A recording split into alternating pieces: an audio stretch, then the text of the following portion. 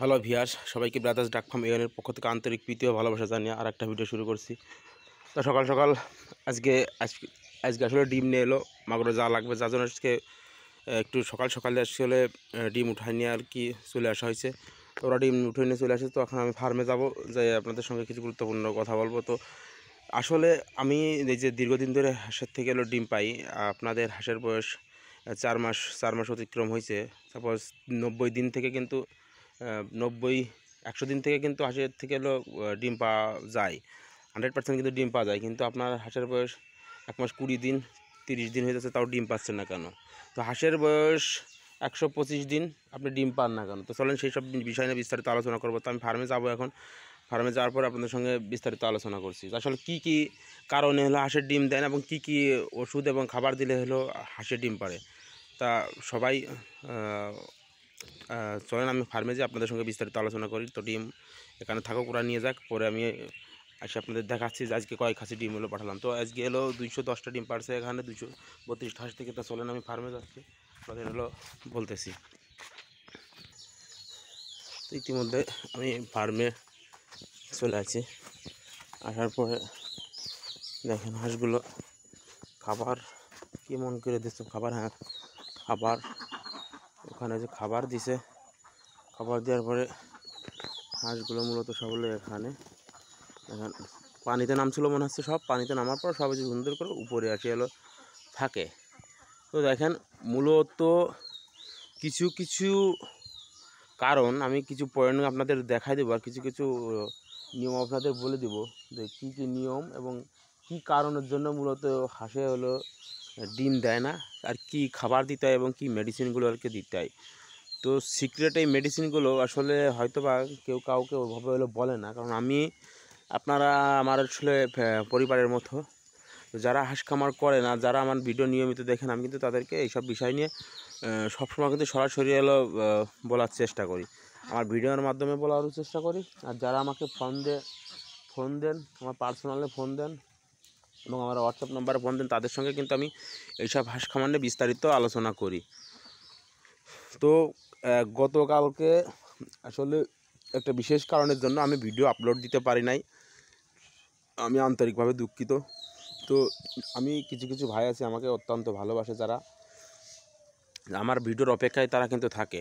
তো আমি যখন ভিডিও ছাড়ি, ভিডিও ছাড়ার সঙ্গে সঙ্গেই কিন্তু যারা আমার ভিডিও নিয়মিত দেখে তারা কিন্তু অলরেডি দেখে ফেলে আমার ভিডিওগুলো। তো আপনাদের সবাইকে অসংখ্য ধন্যবাদ আমাকে এভাবে সাপোর্ট করার জন্য।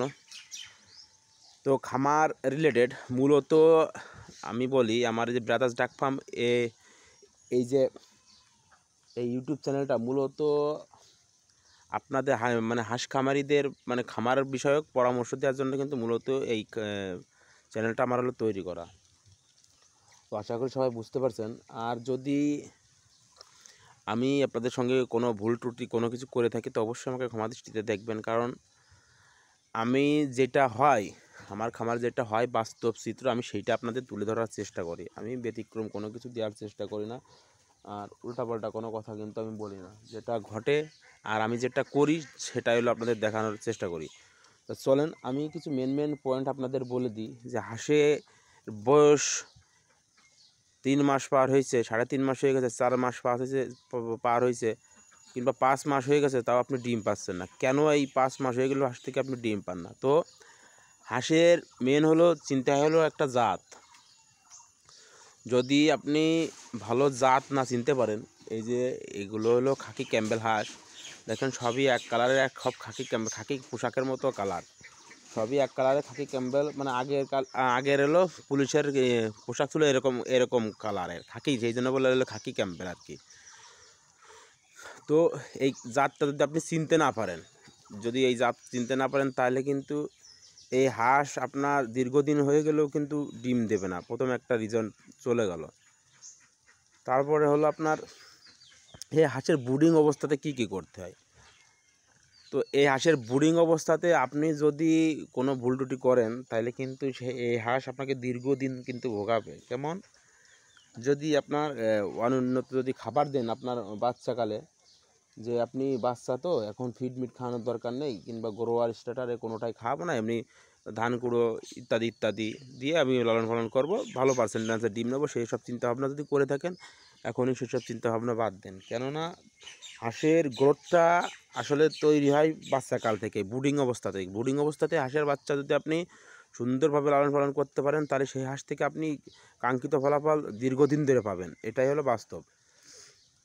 গেল 2 নম্বর পয়েন্ট। তো বুডিংয়ে কখনো আপনারা এই ভুলটা করবেন না, অনুন্নত কোনো খাবার দিবেন না। বুডিং অবস্থাতে কিছু না হলেও আপনার গ্রোয়ার স্টার্টার দিতেই হবে, এটা বাধ্যতামূলক। 1 মাস 5 দিন 10 দিন পর্যন্ত কিন্তু এটা দিতে হবে। 1 মাস 5 দিন 10 দিন কিন্তু যদি ফিড দিয়ে আপনি লালনটা করতে পারেন, তো সেই হাঁস যদি পরবর্তীকালে আপনি অনন্য খাবার দিয়ে তৈরি করেন ডিমের জন্য, তারপরেও আপনি ডিম পাবেন, আপনি লস করবেন না। কিন্তু যদি আপনি বাচ্চা অবস্থাতেই আপনি যদি ফিড ছাড়া, যদি এই যে গ্রোয়ার স্ট্যাটাস ছাড়া, এইটা ছাড়া যদি আপনি লালন পালন করেন, তো সেই হাঁস আপনাকে না পারবেন মাংসের জন্য বিক্রি করতে, না পারবেন আপনি হলো ডিমের জন্য, কোনো তার জন্যই আপনি করতে পারবেন না। তাই গেল 2 নম্বর পয়েন্ট।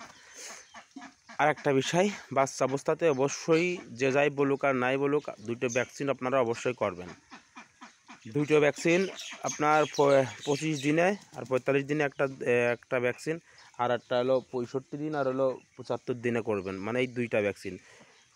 মোট হলো 4টা, কিন্তু 2টা ভ্যাকসিন, ডাক প্লেগের 2টা আর ডাক কলেরার 2টা, মানে ডাক প্লেগের একটা ফার্স্ট ডোজ আর হলো আপনার বুস্টার ডোজ। এগুলো হলো অবশ্যই আপনি করবেন। তো এইগুলো যদি আপনি না করেন তো অবশ্যই কিন্তু সেই হাঁস আপনাকে কাঙ্ক্ষিত ফলাফল দিবে না। আপনার হাঁস রোগান্বিত হবে, আপনি বুঝতেও পারবেন না। তো হাঁসের 2টি সমস্যা, একটি হলো ডাক প্লেগ এবং হলো ডাক কলেরা। এই 2টা রোগ হলে হাঁস কিন্তু একদম আপনার কন্ট্রোলের বাইরে চলে যাবে। তো অর্থাৎ এইটা যেন আপনার খামারে কখনো না আসে। গেল ব্রুডিং অবস্থাতে বললাম। এখন ব্রুডিং পিরিয়ড শেষ হওয়ার পরে আপনাকে যে কোনো একটা কোম্পানির ভালো মানের একটা ফিড আপনাকে দিতে পারে, সেটি আপনি ইয়ন দিতে পারেন, কিংবা নারিশ দিতে পারেন, কিংবা প্যারাগন দিতে পারেন, ইত্যাদি ইত্যাদি। তবে আমি সাজেস্ট করব 3টে ফিডের কথা, নারিশ, প্যারাগন আর হলো ইয়ন। এই 3টার ভিতর যে কোনো একটা ফিড আপনি খাওয়াবেন, বেটার রেজাল্ট পাবেন। তো আমি নারিশেরটা খাওয়াই কিন্তু সবথেকে ভালো রেজাল্ট পাই। তো আমার 232টা হাঁসে এখনও আমার ডিম আসে 210, 212, 15 এরকম করে কিন্তু আসে। আমার একটু ডিম আসার কারণ, 5টা 10টা ডিম আমার কম আসার কারণ, আমার হাঁসের হলো পাখনা পরিবর্তন হচ্ছে, যার কারণে কিন্তু আমি জিঙ্ক বিটা ব্যবহার করছি আর D3টা ব্যবহার করছি। গেল এই বিষয় গেল। তো খাবার অবশ্যই মাস্ট আপনাকে খাওয়াতে হবে, কারণ মাস্ট যদি আপনি দেখেন ফিড দেওয়া আছে অলরেডি, এই ফিড যদি আপনি না দেন তো আপনি সেই হাঁসে কিন্তু কাঙ্ক্ষিত ফলাফল পাবেন না, ডিম ওই পরিমাণ পার্সেন্টেজে পাবেন না। আর একটা জিনিস, যখন ডিমে আসবে ধৈর্য ধরবেন, কখনও কিন্তু হতাশ হবেন না যে বাড়তেছে না, ডিম বাড়তেছে না। অবশ্যই তাদের ঘাটতি, হাঁসের যদি ঘাটতি থাকে, সেই ঘাটতি পূরণ হওয়ার পরেই কিন্তু আপনার ডিম আসবে। তো ঘাটতি পূরণ হয়ে গেলে আপনি নিশ্চিন্ত থাকবেন হাঁসে 100% ডিম দেবে, কোনো টেনশন নেই। গেল। তো এই খাবারের সঙ্গে কিছু মেডিসিন আপনি সুন্দরভাবে অ্যাড করে দিবেন। তো মেডিসিনগুলো আমি আপনাদের বলি একটু। আপনি রেনাফাইটেস, অ্যাবোলা জেডএম 25 দিন টানা করবেন, একটানা 25 দিন করবেন। যদি যখন ডিম শুরু হবে, ডিম 25 দিনের ভিতরে ফুল পার্সেন্টেজে উঠে যাবে 100%, তখন ওটা অফ করে দিয়ে আর কিছু মেডিসিন আছে সেগুলো আপনি হলো চালাবেন। তো আপনার যদি হাঁসের পাখনা পরিবর্তন হচ্ছে, সাপোজ আমার হাঁসের যে পাখনা পরিবর্তন হচ্ছে, আপনি জানেনই না যে আসলে কী খাওয়াবেন, তাহলে তো সে হাঁসটা আপনি যদি হাঁসের রোগ সম্পর্কে না জানেন, হাঁস যদি না বুঝেন, তাহলে কিন্তু হাঁসে আপনাকে কাঙ্ক্ষিত ফলাফল দিবে না। আমার হাঁসের লোম পাল্টাচ্ছে, আমি জিঙ্ক বিটা ব্যবহার করছি। এইভাবে আস্তে আস্তে আস্তে আস্তে আমি আপনাদের বলি, সবসময় যেন কম হাঁস দিয়ে শুরু করবেন, অভিজ্ঞতা অর্জন করবেন, পরে আপনার কোনো সমস্যা। এই হাঁস খামার করে যে কী পরিমাণ লাভ, যে বুঝে শুনে করতে পারে সে শুধু জানে যে হাঁস খামার আসলে কী পরিমাণ লাভ। তো গেল রিজন, গেল মেডিসিনের কথা আমি বলে দিলাম। আরও কিছু কিছু ভুলের কারণে কিন্তু আপনার হাঁসি ডিম দিবে না। যেমন ঘরে যদি লাইটিংয়ের অভাব থাকে, একটা হাঁসকে, ডিমের উপযুক্ত হাঁসকে আপনার 16 ঘন্টা লাইট দিতে হয়, মানে দিনের 12 ঘন্টা, রাতের 4 ঘন্টা, মোট 16 ঘন্টা হলো লাইটের ব্যবস্থা করতে হয়। আর আপনারা এমন এমন খামার আছে কি করে, সন্ধ্যার সময় উঠে দেয়, সকালবেলা ছেড়ে দেয়, জাস্ট এটুকুই, তাই ছাড়া কোনো কিন্তু কিছু করে না। তো লাইটিং যদি হ্যাম্পার করে, ডিমের পার্সেন্টেজ কমবে, ডিম কমবে, 100% কমবে, কারণ এগুলো আমি আমার অভিজ্ঞতা থেকে আমি দেখছি। আর একটা বিষয় বলি, হাঁসের ঘরটা এমন জায়গায় নির্বাচন করবেন যেখানে লোকজন কম যায় এবং কি পশু পাখি প্রাণী মানে হিংস্র জাতীয় প্রাণী যাতে খুব কম প্রবেশ করে সেখানে। কারণ হাঁস যদি ভয় পায়, হাঁস কিন্তু ডিম দেবে না আপনাকে, 100% ডিম দেবে না। হাঁসকে কখনো হলো ভয় দেওয়া যাবে না, হাঁস নিরিবিলি স্থানে থাকবে, একটা সুন্দর একটা পরিবেশে আপনাকে হাঁসকে রাখার চেষ্টা করতে হবে। অতিরিক্ত গরম দেওয়া যাবে না। মানে হাঁস কিন্তু মানুষ হাঁস সম্পর্কে এরকম ধারণা যে হাঁস সব কিছু করতে পারে, কিন্তু মূলতই না। হাঁস কিন্তু ঠান্ডা সহ্য করতে পারে, গরম সহ্য করতে পারে। যে এই গরমে হাঁসের যত্নটা নিতে হবে আপনাকে একটু কেয়ারিংভাবে। কারণ এর আমি কিন্তু যে দুপুরের দিকে কিন্তু লাইসিপিটটা ব্যবহার করি, কিছু কিছু সময় লেবুর পানি ব্যবহার করি, কারণ এদের এখন হলো উষ্ণতা রাখা প্রয়োজন।